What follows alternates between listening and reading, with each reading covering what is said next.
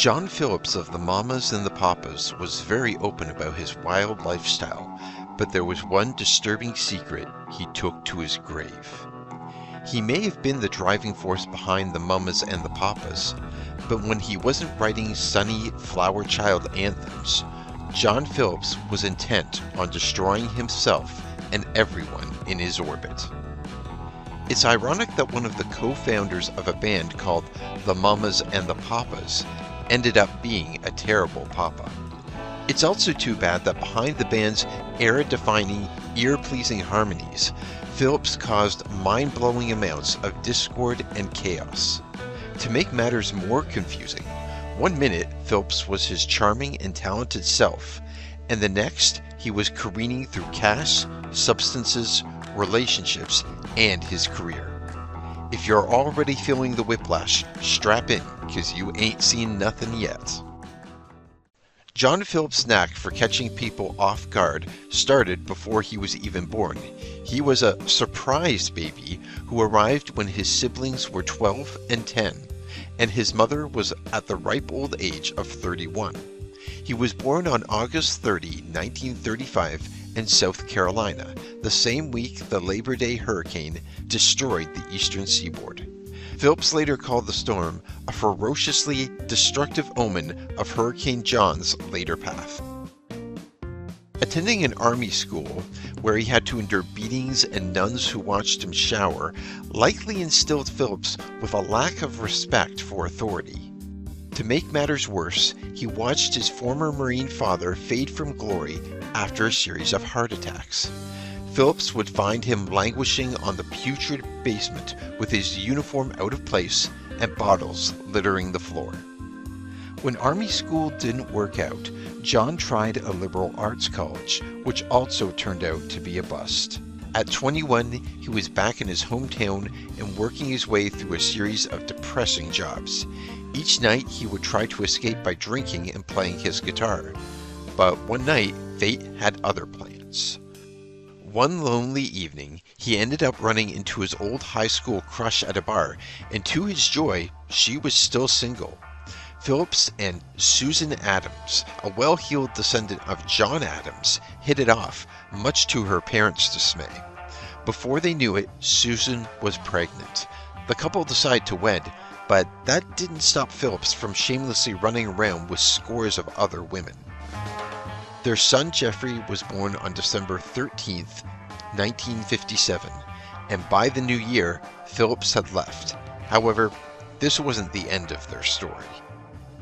Even though Phillips had recently lured his wife 4,800 kilometers away from her home to try to work things out, his newfound obsession with his slinky California fox, Holly, meant the end of the marriage, and in 1962, John and Susan divorced.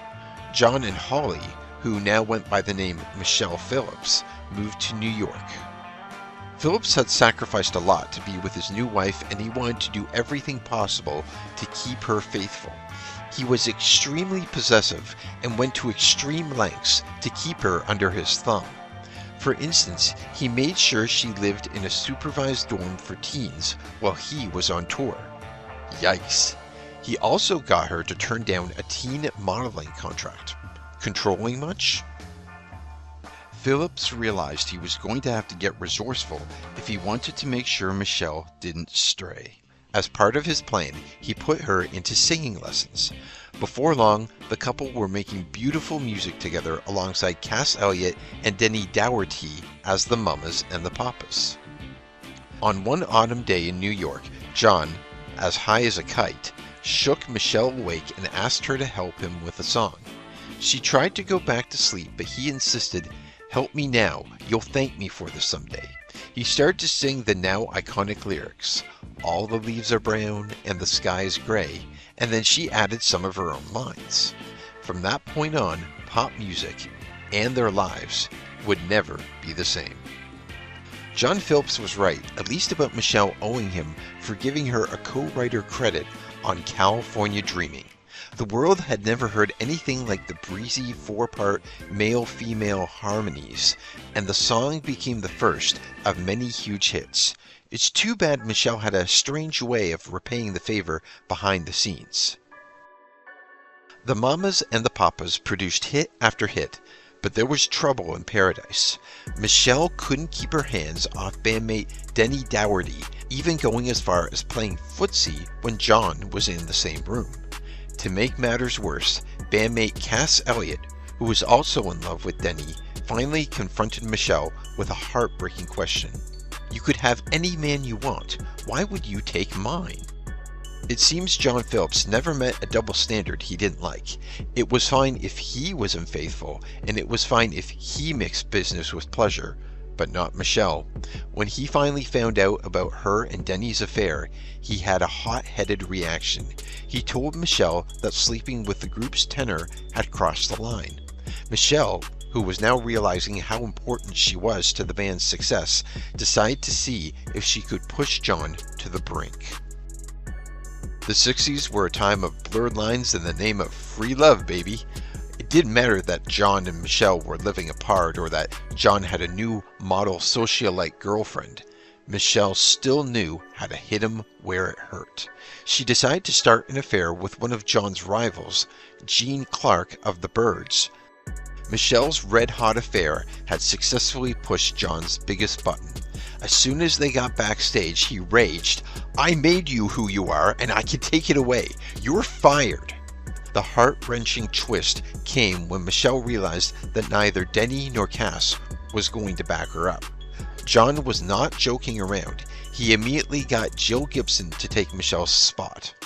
After only 2 months, however, the group forgave Michelle and she was back in the band. Just because the band was back together, it didn't mean that Phillips' life was calm. As he and Michelle worked their butts off to organize the trailblazing Monterey International Pop Festival, aka Ground Zero for all things flower power, they'd also been productive in other ways. Shortly after the couple got home, they were in for a surprise. John and Michelle were thrilled to discover that they were expecting a baby. Life was chaotic but good. They were just a couple of hippie hedonists living a wild life of rock and roll excess. Need proof? John added a hash den to their Bel Air mansion and spent $100,000 on an in-home recording studio so he could stay high and not worry about studio time. John and Michelle's estate became the ultimate party hotspot where the biggest stars in music and Hollywood mingled nightly. According to John, we were too busy entrenching ourselves in opulence and hedonism to think about tomorrow. Of course, he was the perfect host, ensuring mind-altering substances were available on every surface and in vases and bowls around the house. Inevitably, these substances ended up in the wrong hands with disastrous consequences. When his kids from his first marriage came to live with him, they soon discovered that anything goes.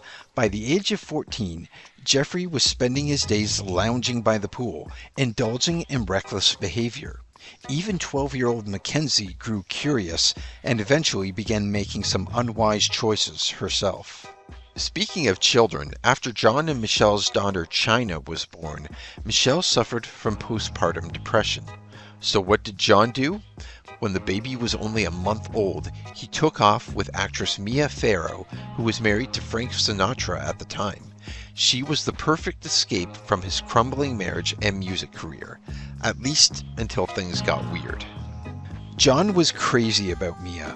One time, they got high and had a huge pillow fight. He shamelessly flaunted her all over town, causing headlines to gleefully ask, "What does Papa John have that Daddy Frankie doesn't?"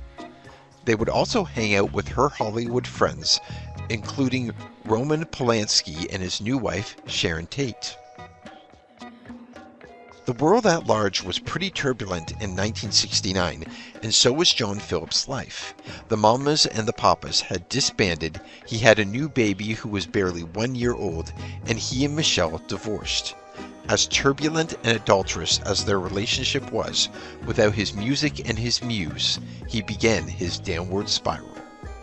It was make it or break it time for Phillips' solo career, and his 1970 album just didn't have that Mamas and Papas magic. Lost without his muse, Michelle, he ended up seeking inspiration elsewhere, namely narcotics, except now instead of the fun party kind, it was the locked alone in a dark room kind. But wait, it gets even more depressing. Phillips' day of reckoning had arrived, leaving him alone in his mansion, strung out and very broke.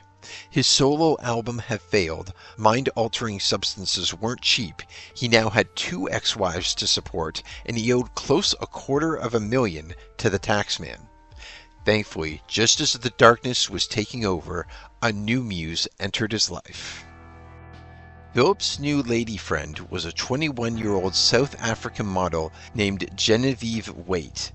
Fueled by piles of substances, the pair collaborated on a variety of beleaguered film and music projects, including an epic Broadway space opera that was such a spectacular failure that it closed after 5 nights. "I think the failure of the show broke John's heart," Waite later said. The unconventional couple got married at a Chinese restaurant, then moved to London in 1975. They lived just down the street from Mick Jagger and Keith Richards of the Rolling Stones. After spending quite a bit of time with the British rockers, Waite and Phillips became addicted to the really hard stuff. When he wasn't getting high, Phillips was working on an album for the Stones record label. One song in particular was a little messed up though. The saying goes, art imitates life, but sometimes it works in reverse. Phillips wrote a song about his daughter Mackenzie called "She's Just 14. To make matters worse, Phillips and Mick Jagger crooned lecherous lyrics like, "She always says I'm just a sexy trash can." Later that year, Phillips ran an errand, giving Jagger some time alone with Mackenzie. But that wasn't even the worst of it. Not surprisingly, all the Phillips' hard living was hard on his liver, and in 1992 it failed. Although he had a successful liver transplant, his health was never quite the same. One reason could have been because he didn't quit drinking. In March 2001, he had just finished recording a new album. It should have been a hopeful time, but only a few days later, he succumbed to heart failure at 65. Anyone who has read Phillips' autobiography titled Papa John knows that he was pretty blunt about who he was, warts and all. His childhood friend Bill Clearly said he had his own rules and they were all meant to be broken. He wanted excess, to take it over the line. Sadly, there were several occasions where he took it way too far. Hell, all autobiographies must run in the family because in 2009, Phillips' first daughter Mackenzie wrote one of her own. Titled High on Arrival, after a line in her father's lecherous song about her, "She's just 14, the book contains some pretty explosive revelations, and the most eye-opening one involved her father. When Mackenzie's memoir came out, she went on the Oprah Winfrey Show to talk about it, and her revelations sent the world reeling. She revealed that in 1979, she woke up from a substance-induced haze to find her father behaving inappropriately toward her. Sadly, this was not an isolated incident. According to Mackenzie, she and her father had an abusive and intimate relationship that lasted 10 years. Incidents would happen while the pair were under the influence of heavy substances, and the pattern only stopped because Mackenzie became pregnant. Because she didn't know if the baby's father was her father or her husband, she had an abortion. Mackenzie's father paid for the abortion, but it was the last straw. After that, she said, "I never let him touch me again." Mackenzie's revelations left the family in turmoil. Though John's wives Michelle and Genevieve both denied the accusations, Michelle's daughter China believed them. Mackenzie revealed that she had forgiven him in 2001, just before he passed. Phillips was not too far off when, in his autobiography, he compared his life to a one-man trail of tears. If you enjoyed this video and you'd like to see others like it, please don't forget to hit that subscribe button below and leave a like and comment on the video. Thanks for watching.